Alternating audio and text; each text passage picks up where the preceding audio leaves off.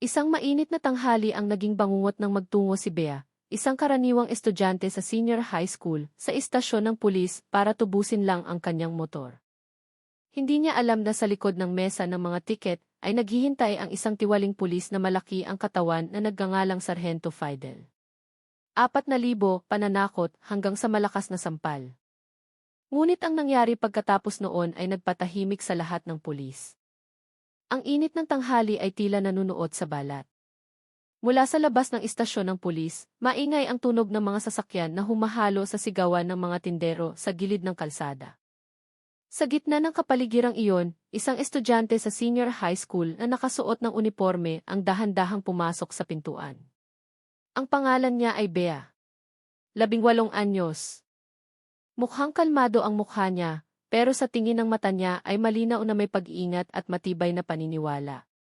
Mahigpit ang hawak ng kamay niya sa isang asul na folder na naglalaman ng tiket at resibo ng pagbabayad ng multa na kakabayad lang niya sa bangko. Amoy kulob ang hangin sa loob ng opisina. Ang lumang electric fan sa kisame ay umiikot ng mabagal, nagkakalat ng amoy na halo ng papel, kape at alikabok. Huminto sandali si Bea sa harap ng desk officer. Huminga siya ng maikli tapos ay nagsabi sa magalang pero malinaw na tono, "Excuse me po, sir. Tutubusin ko po sana ang motor ko na nahuli kahapon." Ang pulis sa mesa ay mukhang abala sa pagsusulat sa logbook, tapos ay lumingon ng mabilisan ng walang ekspresyon. Patag ang tingin niya, tila ba sawang-sawa nang humarap sa mga residenteng nagpapalitan sa pagdating araw-araw. Nang walang maraming sinasabi, sumagot ng maikli ang pulis, "Diretso ka sa second floor, hanapin mo si Sargento Fidel."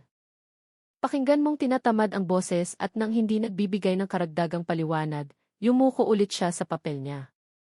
Tinitigan ni Bea ang pulis ng ilang segundo, umaasang may kaunting pagiging palakaibigan o paliwanag, pero wala. Tumango lang siya ng marahan tapos ay tumalikod papunta sa hagdan sa kaliwang bahagi ng kwarto. Ang hakbang niya ay pakinggan mong mahina pero matatag sa malamig na sementadong sahig. Sa hagdan papuntang second floor ay mas tahimik. Ang ilaw ay kumukurap-kurap ng mahina. Ang pintura ng pader ay natutuklap na sa ilang bahagi. Mas hinigpitan ni Bea ang hawak sa folder. Hindi niya kilala kung sino si Sargento Fidel at kung ano ang magiging proseso ng pagkuha ng motor niya mamaya. Ang alam niya lang ay nagbayad na siya ng multa ayon sa patakaran at pumunta siya sa tamang paraan. Pero nang hindi namamalayan, ang paghakbang niya papunta sa second floor ay hindi lang para kunin ang motor, kundi simula ng bagay na mas mabigat pa kaysa sa karaniwang issue ng tiket. Ang hagdan papunta sa second floor ay masikip at tahimik. Bawat hakbang ni Bea ay lumilikha ng maliit na ugong sa pader na naninilaw na ang pintura at natutuklap. Mas mainit ang hangin sa itaas na palapag dahilan para magsimulang tumulo ang pawis sa sentido niya. Huminto siya sandali sa gitna ng hagdan tumingala sa itaas habang regular ang paghinga. Ang asul na folder sa kamay ay nanatiling hawak ng mahigpit. Tila ba iyon ang tanging sandalan sa sitwasyong pakinggan mong bago sa kanya? Walang ibang pulis sa paligid. Tanging tunog ng lumang electric fan sa dulo ng pasilyo ang umiingit ng mahina. Masyadong tahimik ang lahat para sa isang istasyon ng pulis. Nagpatuloy ulit ang paghakbang ng maingat pero matatag. Bawat baitang ng hagdan ay parang gumagabay sa kanya, papunta sa bagay na hindi pa niya naiintindihan. Wala siyang hinala kahit kaunti na sa likod ng isa sa mga pinto sa itaas, may naghihintay sa kanya. Hindi para tumulong, kundi para samantalahin ang posisyon niya bilang mahinang mamamayan. Tumingin si Bea sa harap, sinusubukang alalahanin ang bilin ng tatay niya bago umalis. Kapag nagbayad ka na ng opisyal, huwag kang papayag na hingan ka pa ulit ng pera. Ang pangungusap na iyon ay umalinggaw sa ulo niya at nagpatatag lalo sa hakbang niya. Pagdating sa second floor, mas amoy kulob ang paligid. Mahaba ang pasilyo na may ilang pinto ng opisina na bahagyang nakabukas. Mula sa loob ng isa sa mga kwarto ay narinig ang boses ng lalaking tumatawa ng malakas kasama ang masangsang na amoy ng yosi. Lumapit si Bea ng dahan-dahan habang tinitignan ang nakasulat sa karatula ng pinto, Traffic Investigation Unit. Doon dapat ang lugar kung saan niya kukunin ang motor. Kumatok siya ng marahan, sinubukang manatiling magalang. "Tao po, kukunin ko po sana ang motor na Scoopy na nahuli kahapon," sabi niya mula sa labas. Walang sumagot. Tanging tunog ng upuan na iniusog mula sa loob. Makalipas ang ilang segundo, narinig ang mabigat na boses na sumagot, "Pasok lang." Lumunok si Bea tapos ay binuksan ang pinto ng dahan-dahan. Wala siyang kamalay-malay na ang maliit na hakbang na kakagawa lang niya sa pagpasok sa kwartong iyon ay magiging simula ng malaking problema na hindi niya kailanman inisip. Pagkabukas ni Bea ng pinto, sinalubong agad ang mukha niya ng hangin sa loob ng kwarto. Makapal ang usok ng sigarilyo sa hangin dahilan para lumabo ng kaunti ang paningin niya. Masikip ang kwarto na may malaking mesa sa gitna, ilang kalawanging upo ang bakal, at tumpok ng folder na nagkalat sa sulok. 3 pulis ang nakaupo ng relax sa sulok. Ang 2 sa kanila ay naninigarilyo habang tumatawa ng mahina tila ba walang importanteng ginagawa sa lugar na iyon. Sa upuan sa gitna, isang lalaking malaki ang katawan na may malapad na dibdib at maskuladong braso ang nakasandal ng relax. Gusot ang uniporme. Nakabukas ang buton sa itaas at matigas ang mukha. Siya si Fidel. Sa paraan ng pagtingin, kitang-kita na pakiramdam niya ay siya ang makapangyarihan sa kwartong iyon. Sinundan ng tingin niya ang hakbang ni Bea na pumasok ng may pag-aalinlangan. "Oh, ikaw yung kukuha ng puting Scoopy." Ang boses ay mabigat at malamig. Patanong ang tono pero puno ng kayabangan. "Opo, sir." "Ito po ang papeles at resibo," sagot ni Bea ng magalang habang iniabot ang asul na folder. Sinubukan niyang magmukhang kalmado kahit nakaka-pressure ang atmosphere. Tinignan ni Fidel ang folder ng mabilisan tapos ay ibinalik ng hindi binubuksan. "Kung gusto mong mailabas agad ang motor mo, may extra charge," sabi niya ng relax. Sinabayan ng tipid ng ngiti na hindi pala kaibigan, natahimik sandali si Bea, sinusubukang tiyakin kung namali ba siya ng dinig. "Extra charge po." "Anong ibig sabihin niyo, sir?" maingat niyang tanong. Pinatay ni Fidel ang yosi sa ashtray, tinitigan ng diretso ang mukha ni Bea. "Dagdag bayad. Kung gusto mong mabilis ang proseso, magbayad ka na lang ng 4,000. Kung ayaw mo di maghintay ka hanggang sa alikabukin ang motor mo sa likod." Kalmado ang pagkakasabi, pero matalim ang tingin ng mata. Tila ba sinusubukan ang reaksyon ng dalaga sa harap niya. Nagsimulang makaramdam si Bea na may mali. Hindi siya komportable sa atmosphere ng kwarto, pero sinubukan niyang manatiling magalang at matigas. Tinitigan niya si Fidel ng diretso, sinusubukang kontrolin ang sarili. Hindi pa niya alam na mula dito ay magbabago ang sitwasyon mula sa simpleng usapang administratibo tungo sa hidwaan na mas mapanganib. Tinitigan ni Bea si Fidel nang nakakunot ang noo. Patag ang tono ng boses niya pero malinaw na nagpapakita na hindi niya naiintindihan. "Anong extra charge po, sir?" maingat niyang tanong. Sinisiguro na walang maling dinig pero mabilis na sumagot si Fidel nang walang ekspresyon. 4,000. Kusang nanlaki ang mata ni Bea. 4,000. Pero nagbayad na po ako ng multa ayon sa patakaran, sabi niya. Sinusubukang manatiling magalang kahit na nagsisimula ng tumaas ang tono ng boses niya. Itinaas lang ni Fidel ang kilay tapos ay isinandal ang malaking katawan sa upuan ng relax. Ipinapakita ng galaw na tila sanay siyang hawak ang kontrol. "Opisyal na multa yun," tamad niyang sabi. "Yung 4,000, bayad sa loob yan. Kung ayaw mo, pwedeng matinggan ng matagal ang motor mo sa likod." Pinaglaruan ng kamay niya ang ballpen, tinapik-tapik sa mesa tila nagbababala na nasa kamay niya ang lahat ng desisyon. Napakunot noo si Bea sa pagitan ng pagkalito at galit. "Ang ibig niyo po bang sabihin kailangan ko pong magbayad ulit para makuha ang motor ko?" tanong niya ng mahina pero matigas. Ngumiti ng tabingi si Fidel. "Matalino ka rin pala. Ganun na nga. Kung gusto mong mabilis ang proseso di magbayad ka. Kung ayaw mo maghintay ka hanggang sa susunod na buwan, wala ring problema." Ang pangungusap ay binigkas sa tonong ng hahamon dahilan para magpigil ng tawa ang 2 pulis sa sulok ng kwarto. Lalong nakaka-pressure ang paligid. Hinigpitan ni Bea ang hawak sa folder, sinusubukang pigilan ang emosyon. Alam niyang nasa lugar siya na hindi teritoryo niya para makipagtalo. Pero lumagpas na sa limitasyon ang sinabi ni Fidel. "Nagbayad na po ako ng opisyal, sir. Walang patakaran na may extra charge na ganyan," sabi niya sa mababang boses. Pero sigurado. Agad na tumigil sa pagngiti si Fidel. Nagbago ang tingin niya, naging matalim. tapos ay dumukwang paharap habang kumakatok sa mesa. Nagmamarunong ka, ha? Dito, ako ang nag-aayos ng lahat ng patakaran, sabi niya ng mahina pero puno ng banta. Nagsimulang mapagtanto ni Bea na ang usapang ito ay hindi na tungkol sa administrasyon, kundi tungkol sa kapangyarihan na sinusubok.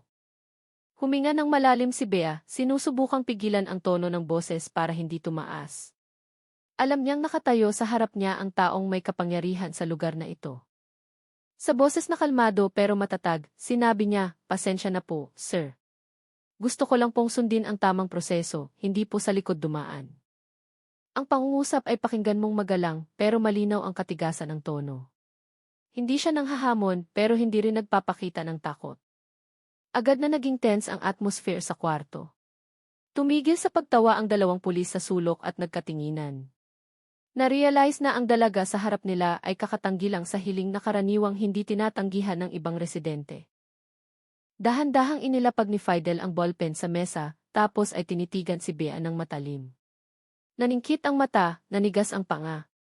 "Sa tingin mo pwede mo akong turuan ng patakaran, ha?" Mababa ang boses niya pero mabigat parang nagpipigil ng galit. Dumukwang siya, sinusubukang i-pressure ang isip ng dalaga gamit ang mabangis na tingin. Hindi umatras si Bea, nanatiling kalmado ang mukha kahit bumibilis ang tibok ng puso. O kung matitinag siya, kahit kaunti, sasamantalahin ng taong tulad ni Fidel ang kahinaan niya.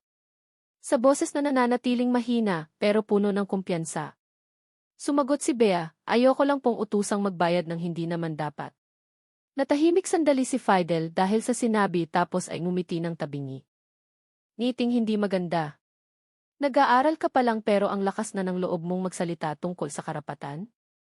"Ang galing din," sabi niya habang tinatapik-tapik ang mesa gamit ang daliri. Tapos ay itinuwid niya ang katawan. Tumaas ang boses. "Alam mo bang sa lugar na to ako ang nagdedesisyon kung ano ang tama at mali?" Tinitigan siya ni Bea ng diretsyo, hindi gumalaw ang mata. "Kung tama po, rerespetuhin ko, sir. Pero kung mali, sasabihin ko pa ring mali." Biglang tumahimik ang kwarto. Yumuko na lang ang dalawang miyembro sa sulok. Nagpanggap na hindi nakikita. Matagal na tinitigan siya ni Fidel tapos ay bumuga ng hangin ng magaspang. Sa mukha ay malinaw na makikita ang senyales na naubos na ang pasensya niya. Hindi pa namamalaya ni Bea na ang matigas na salita niya kanina ay kakasindi lang ng baga ng galit sa loob ng isang tiwali na sanay mag-utos ng walang lumalaban. Nang walang anumang senyales, mabilis na lumipad ang malaking kamay ni Fidel papunta sa mukha ni Bea. Pak! Ang tunog ng sampal ay narinig ng malakas at bumasag sa katahimikan ng kwarto. Napalingon ang ulo ni Bea sa gilid. Medyo nagulo ang buhok at namula agad ang pisngi. Ang dalawang pulis na nakaupo sa sulok ay kusa na tumigil sa paggalaw nakatingin ng hindi naglalakas loob magsalita. Biglang tumahimik ang kwarto. Tanging tunog ng tiktak ng orasan sa pader ang naririnig ng mahina sa gitna ng kulob na hangin at amoy ng yosi na nakabitin pa rin. Tumayo si Fidel sa upuan na namumula ang mukha. Tinitigan ng matalim ang mata kay Bea na parang gustong manakmal. Batang to ang lakas ng loob magsalita ng ganyan sa pulis. Sigaw niya habang nakaduro sa mukha ng dalaga. Mabigat ang hininga gaya ng taong nilamon ng emosyon. Sanay siya sa taong sumusunod, hindi sa estudyanteng may lakas ng loob na tumanggi sa utos niya. Nakatayo lang si Bea sa pwesto. Kusa na nahawakan ng kamay ang pisngi na mahapdi pa rin. Nanginig ang katawan pero hindi dahil sa takot. Kinagat niya ang ibabang labi ng mariin, pinipigilan ang emosyon na halos sumabog. Nanatiling nakatitig ang mata niya kay Fidel nang hindi umaatras kahit kaunti. Mahina pero matigas ang boses na lumabas. "Gusto ko lang po ng hustisya, sir." Ang mga salitang iyon ay lalong nagpatense sa atmosphere. Humakbang si Fidel ng isang hakbang palapit. Kalahating metro na lang ang layo nila ngayon. "Hustisya," sabi niya sa tonong ng aasar. "Dito ako ang nagdedesisyon kung patas ba o hindi, hindi ikaw." Nagsimulang maging hindi mapakali ang dalawang pulis sa sulok ng kwarto, pero walang ni isa ang naglakas loob pumagitna. Huminga lang ng malalim si Bea, tinitigan ang taong nasa harap niya ng malamig na mata. Sa isip niya, may isang bagay na nagsimulang tumubo. Hindi siya mananahimik kapag nagpatuloy ang ganitong karahasan. Ilang ibang pulis na nakaupo sa sulok ay nakayuko lang. Nagkukunwaring abala sa folder na hawak nila. Walang ni isa ang naglakas loob lumingon o magsalita. Alam nilang si Fidel ay hindi taong pwedeng makatalo. Sino mang makialam sa usapan niya ay kadalasang napapagalitan o kaya ay naililipat. Talagang tense ang atmosphere sa kwarto. Nakabitin pa rin ang usok ng sigarilyo sa ere at ang tunog ng mabigat na hininga ni Fidel ay dinig na dinig sa gitna ng katahimikan. Humakbang si Fidel palapit kay Bea. Ang malaki niyang katawan ay nagparamdam na nakakasakal ang distansya sa pagitan nila. Inilapit niya ang katawan. Ilang dangkal na lang ang layo ng mukha sa mukha ng dalaga. Mababa ang boses, paos, pero puno ng pressure.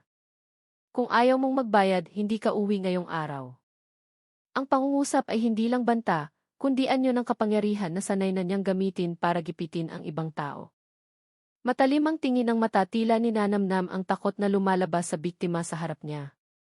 Nakatayo ng tuwid si Bea. Kahit medyo nanginginig pa ang katawan pagkatapos ng sampal kanina. Alam niyang pwede siyang malagay sa panganib, pero tumanggi siyang magpakita ng takot. Hindi po ako takot, sir. Mahina niyang sabi. Medyo nanginginig ang boses, pero pakinggan mong matatag. Ang pangungusap ay nagpatingin sa isa't isa ang dalawang pulis sa likod ni Fidel. Hindi makapaniwala na ang dalagang kaedad niya ay kayang manatiling magsalita sa ganoon katinag na tono. Tumawa ng maikli si Fidel, mabigat at magaspang ang boses.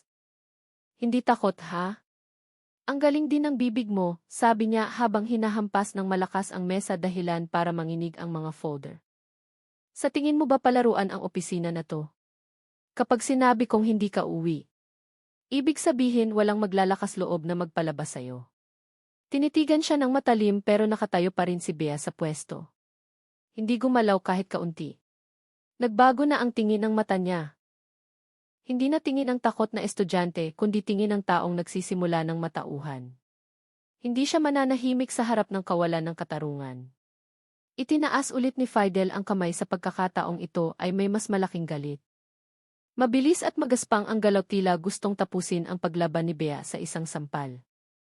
Pero bago pa dumapo ang kamay sa mukha ng dalaga, mas mabilis na gumalaw si Bea. Gamit ang reflex na sinanay, sinalo niya ang pulso ni Fidel at hinawakan ng mahigpit. Narinig ang maliit na tunog ng pigilan ng hawak niya ang malaking puwersa sa ere. Agad na tumahimik ang kwarto, nanigas ang lahat. Nanlaki ang mata ng dalawang pulis sa sulok ng kwarto, hindi makapaniwala sa kakayari lang nilang makita. Mukhang nagulat si Fidel. Tinitigan niya si Bea nang nanlalaki ang mata sa pagitan ng galit at hindi paniniwala. Lumalaban ka sa akin. Mabigat at puno ng galit ang boses niya. Nanigas ang ugat sa lieg, tumigas ang panga. Sinubukan niyang hilahin ang kamay, pero hindi binitawan ni Bea ang pagkakahawak. Malakas ang hawak, puno ng determinasyon at matatag. Hindi gaya ng hawak ng karaniwang bata. Tinitigan siya ni Bea ng diretso sa mata, matigas at patag ang boses. Hindi po ako lumalaban, dinedepensahan ko lang ang sarili ko. Ang pangungusap ay nagpatigil sa paggalaw ng hangin sa kwarto. Alam ng lahat ng naroon na ang sitwasyon ay lumagpas na sa karaniwang limitasyon. Wala nang usapin ng tiket. Ang nangyayari ngayon ay banggaan ng katapangan at pang-aabuso sa kapangyarihan. Sa loob ng split second, pinaikot ni Bea ang katawan ng kaunti, binitawan ang hawak, tapos ay nagpakawala ng kanang suntok diretso sa panga ni Fidel. Bug! Narinig ang malakas na tunog dahilan para manginig din ang folder sa mesa. Agad na umatras ng dalawang hakbang ang malaking katawan ni Fidel at bumangga sa upuan sa likod. Bahagyang bumuka ang bibig. Nanlaki ang mata dahil hindi makapaniwala na kakasuntok lang sa kanya ng isang high school student. Kusa na napatayo sa upuan ang ilang ibang pulis. Namutla ang mukha nila, hindi alam kung sino ang tutulungan. Nakatayo pa rin si Bea sa pwesto. Regular ang hininga, hindi gumedyoang ang mata. Ngayon ay nagbago na ng tuluyan ang posisyon ng biktima at salarin. Nagwala si Fidel. Naghalo ang hiya at galit sa mukha niya. May kasamang magaspang na sigaw, sumugod siya kay Bea. Nakakuyom ang malaking kamay, sinusubukang gantihan ang suntok na kakatanggap lang. Pero nasa alertong posisyon na si Bea. Yumuko siya ng kaunti. Nakafocus ang mata sa galaw ng kalaban. Nang magpakawala ng suntok si Fidel sa mukha niya, mabilis na umiwas si Bea sa gilid. Maliksi ang galaw, sanay at asintado gaya ng atleta sa ibabaw ng ring. Sinubukan ni Fidel na umatak ulit, pero nakaganti na si Bea. Jab kanan, hook kaliwa, mabilis na uppercut. Ang sunod-sunod na suntok ay tumama ng perpekto sa mukha at katawan ni Fidel. Narinig ang malakas na tunog ng tama, kasunod ang mabigat na hininga mula sa matipunong lalaki na nagsisimula ng mawala ng balanse. Tumilapon ang malaking katawan ni Fidel paatras. Bumangga sa kahoy na mesa sa gitna ng kwarto. Blaag! Umusog ng malakas ang mesa. Nagkalat ang tumpok ng mga folder sa sahig. Natapon ang mainit na kape at ilang importanteng papeles ang lumipad sa ere. Agad na naging magulo ang paligid. Tumayo ang dalawang pulis sa sulok ng kwarto nang nagpapanik. Muntik nang mabitawan ng isa ang tasa sa kamay. Sir Fidel, kusa niyang sigaw, pero walang naglakas loob lumapit. Alam nilang wala na sa kontrol ang sitwasyon. Samantala, patuloy na nakatayo ng tuwid si Bea. Matatag ang hininga, nakataas pa rin ang posisyon ng kamay sa anyo ng depensa. Ang mata ay hindi nagpapakita ng takot, tanging focus at buong kontrol sa sarili. Sinubukan ni Fidel na bumangon, pero nanginginig ang tuhod.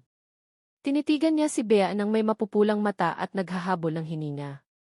Bumulong ang isang batang pulis na may maputlang mukha. Diyos ko, boxer ba siya o ano? Sapat na malakas ang bulong para marinig sa buong kwarto. Sumulyap lang si Bea ng mabilisan tapos ay tumingin ulit kay Fidel na nagsisimula ng gumwang. Sa isip niya ayaw niyang patuloy na manuntok, pero alam din niya na sa kwartong ito, kapag tumigil siya ng masyadong mabilis ang kaligtasan niya ay pwedeng malagay sa panganib. Nakahandusay na ngayon si Fidel sa sahig. Nakalupasay ang malaking katawan, tumutulo ang sariwang dugo sa labi at dumudungis sa gray tail sa ilalim niya. Hinihingal, pilit na iminumulat ang mata, pero malabo ang paningin. Magulo ang uniforme at ang upuan sa likod ay natumba at dumagan sa mga folder na nagkalat na kung saan-saan. Ilang segundo bago iyon, ang kwarto ay puno ng tunog ng banggaan, pero ngayon ay naging tahimik na. Walang gumagalaw. Ang lahat ng pulis na naroon ay nakatayo lang natulala, hindi makapaniwala sa kakayari lang nilang makita. Nakatayo pa rin ang tuwid si Bea sa gitna ng kwarto. Dahan-dahang umaakyat baba ang balikat, pero nananatiling regular ang hininga. Gaya ng isang atletang kakatapos lang ng huling round sa ibabaw ng ring. Medyo magulo ang buhok. May pulang marka sa pisngi dahil sa sampal kanina, pero nananatiling matalim at kalmado ang tingin. Yumuko siya ng kaunti at tinitigan si Fidel na nakahandusay sa harap niya. Sa mababang tono pero malinaw na narinig sa buong kwarto. Sinabi niya, "National boxing athlete po ako, sir.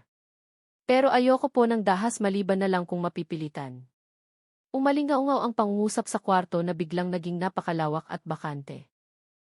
Nagkatinginan ang dalawang pulis sa sulok ng kwarto nang hindi alam ang gagawin. Ang isa pa nga ay lumunok ng malakas. Samantalang ang isa ay nakayuko lang tila takot na makita ang tingin ni Bea. Walang ni isa ang naglakas loob lumapit o magsalita. Dahan-dahang ibinaba ni Bea ang kamay, inalis ang posisyon ng handang lumaban. Pinaikot niya ang balikat, inayos ang hininga, tapos ay umatras ng kalahating hakbang. Narinig ng malinaw ang tunog ng hakbang niya sa gitna ng katahimikan. Lahat ng mata ay nakatuon pa rin sa kanya. Sa babaeng nakauniporme nakakapatumba lang ng malaking tiwaling pulis gamit ang kamay. Walang naglakas loob magsalita, dahil alam ng lahat na kapag nagsalita sila ay iisang bagay lang ang masasabi. Kakatapos lang talunin ni Bea si Fidel gamit ang tapang ng isang estudyante. Lumipas ang ilang minuto, ngunit walang kahit isa sa kwarto ang naglakas loob magsalita. Ang tunog ng electric fan na umiinit sa kisam ang pinakamalinaw na naririnig sa gitna ng nakakakabang katahimikan. Nakahandusay pa rin si Fidel sa sahig, sinusubukang huminga habang tinitiis ang sakit. Samantala, nakatayo ng tahimik si Bea, nakatingin ng diretso sa harap, sinisigurong mananatiling kalmado. Ang dalawang pulis sa sulok ng kwarto ay nakayuko ng malalim, tila umaasang hindi titingin ang dalaga sa direksyon nila. Talagang kakaiba ang sitwasyon. Isang estudyante sa senior high ang kakatalo lang sa isang miyembro ng pulisya. At alam ng lahat ng tao sa loob ng kwarto na kakasaksi lang nila ng bagay na hindi dapat nangyari sa opisyal na opisina ng tagapagpatupad ng batas. Sa wakas ay naglakas loob magsalita ang isa sa mga batang miyembro. Mahina at nag-aalangan ang boses. "Ma'am Bea, ako na po ang tutulong mag-ayos ng motor niyo mamaya," sabi niya. Sinusubukang maging friendly pero halatang kinakabahan. Tinitigan niya ang dalaga ng maingat, takot na baka lalong lumala ang sitwasyon dahil sa sinabi niya. Tinitigan siya ng ilang kasamahan, sumenyas na tumahimik. Pero nasabi na ang mga salita. Lumingon si Bea, saglit malamig ang tingin pero hindi galit. Nananatiling kalmado at matigas ang tono ng boses niya. "Salamat po, sir. Pero hindi po ako humihingi ng tulong," sabi niya habang pinupulot ang asul na folder sa sahig. Pinagpagan niya ang alikabok sa pabalat ng dahan-dahan, tapos ay nagdagdag, "Hinihingi ko lang po ang katarungan."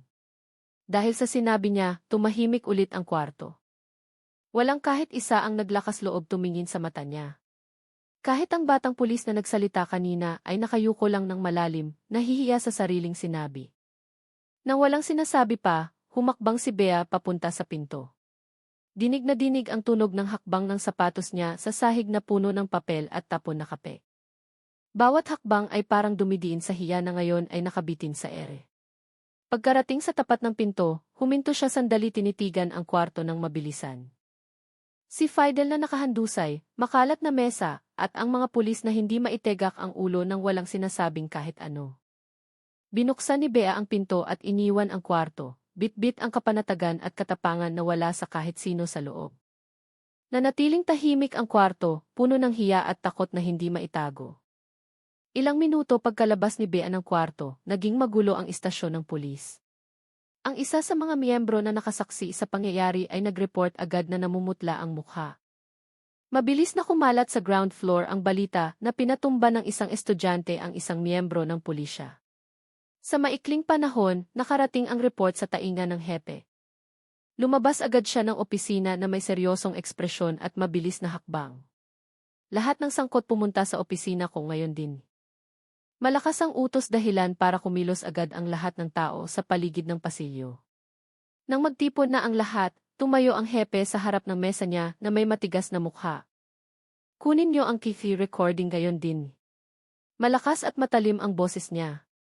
Nagmadaling lumabas ang isa sa mga miyembro para kunin ang kopya ng recording sa monitoring room. Ilang minuto ang lumipas, ipinakita ang video ng pangyayari. Natahimik ang lahat ng nasa kwarto nang makita ng malinaw kung paanong naunang manampal si Fidel kay Bea at sinubukang umatake ulit bago edepensa ng dalaga ang sarili. Matagal na tinitigan ng hepe ang screen. Nanigas ang panga tapos ay bumuntong hininga ng malalim. Hindi nagtagal ay ipinatawag si Bea para magbigay ng opisyal na salaysay. Pumasok siya nang may kalmadong hakbang, suot pa rin ang medyo gusot na uniforme. Umupo sa harap ng mga investigador. "Pakinggan mong matatag ang boses kahit na nakaka-pressure ang sitwasyon. Inatake po ako, sir. Pinrotektahan ko lang po ang sarili ko," sabi niya nang walang pag-aalinlangan. Maikli ang pangungusap pero bawat salita ay lumabas ng malinaw at kapanipaniwala. Walang labis na tono o dahilan na gawa-gawa. Sinabi lang niya kung ano talaga ang nangyari. Tinitigan siya ng hepe ng ilang segundo tapos ay tumango ng marahan. "Huminahon ka, iimbestigahan ang lahat." Sabi niya sa tonong mas malambot pero nananatiling matigas. Tapos ay lumingon siya sa miyembro sa tabi. "Siguraduhin na naitago ang lahat ng ebidensya. Ayokong pagtakpan ang pangyayaring ito." Mabilis na tumango ang mga miyembro samantalang si Bea ay nakaupo lang ng tahimik, nakatingin ng diretso sa harap. Alam niyang hindi pa tapos ang laban niya. Pero sa pagkakataong ito, hindi na sa boxing ring, kundi sa bulwagan ng batas kung saan dapat ipairal ang katarungan. Hindi nagtagal bago lumabas ang pangyayari sa pader ng istasyon ng pulis. Isa sa mga batang miyembro na hindi sang-ayon sa ginawa ni Fidel ay pasimpleng kumopya ng TV recording at inilabas sa local media. Sa loob ng ilang oras, ang putol na video na maihabang 1 minuto ay kumalat na ng malawakan sa social media. Sa recording malinaw na nakita na sinampal muna ni Fidel si Bea at sinubukang umatak ulit bago ito sinalag ng dalaga at binugbog pabalik gamit ang serye ng mabibilis na suntok. Ang mukha ni Fidel na nakahandusay sa sahig ay naging tunay na ebidensya ng pagbaliktad ng pang-aabuso. Ang hashtag na Major Justice for Bella ay naging #1 sa trending topic agad sa iba't ibang platform.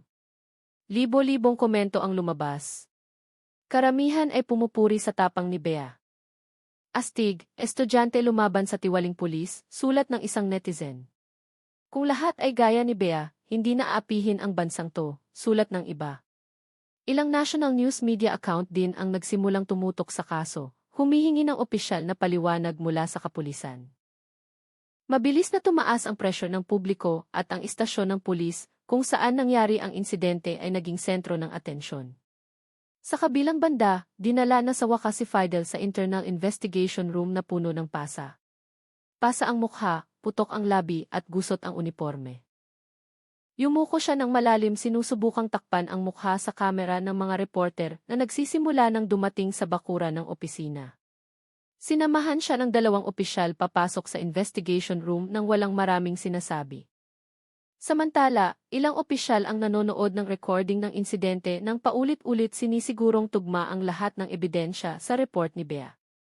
Patuloy na nanggigipit ang publiko sa internet, humihiling na walang manipulasyon sa proseso ng investigasyon. Patuloy na binabanggit ang pangalan ni Bea bilang simbolo ng katapangan at katigasan sa gitna ng hindi pantay na kapangyarihan. Marami ang hindi makapaniwala na ang isang estudyante sa senior high ay kayang tumayo laban sa pulis na mas malakas at mas makapangyarihan. Pero ngayon ay bukas na ang lahat. Wala nang puwang para magtago si Fidel sa likod ng uniforme niya. Kinabukasan, puno ng reporter mula sa iba't ibang media ang bakuran ng istasyon ng pulis.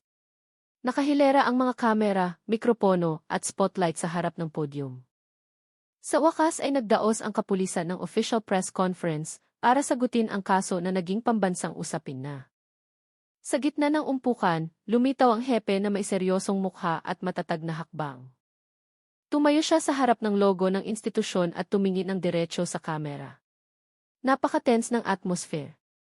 Hinihintay ng publiko ang malinaw na sagot sa nakakahiyang insidente na ang video ay napanood na ng milyong beses magdamag. Sa matigas na boses, binuksan ng hepe ang pahayag. Humihingi kami ng tawad sa publiko sa hindi magandang inasal ng isa sa aming miyembro, si Fidel, sabi niya nang walang paligoy-ligoy. Tinitiyak namin na ang kasong ito ay hahawakan ng propesyonal at transparent.